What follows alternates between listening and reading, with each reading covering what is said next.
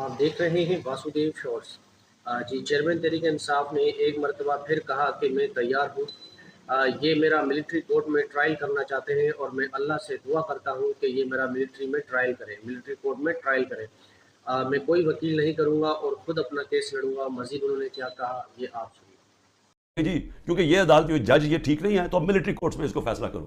میں تیار ہوں، میں ملٹری کورٹس کے سامنے تیار ہوں۔ اللہ کرے مجھے موقع دیں، میں کھڑا ہو کے قوم کے سامنے اپنا دفاع، کوئی وکیل نہیں رکھوں گا، خود بتاؤں گا کہ میرے سے کس نے کس طرح کی اپنی ذاتیات کے لیے میرے سے جو کیا، ملک سے غداری کی، میرے سے کیا کرنا ہے، مجھے تو اللہ سب کچھ دے بیٹھا ہے۔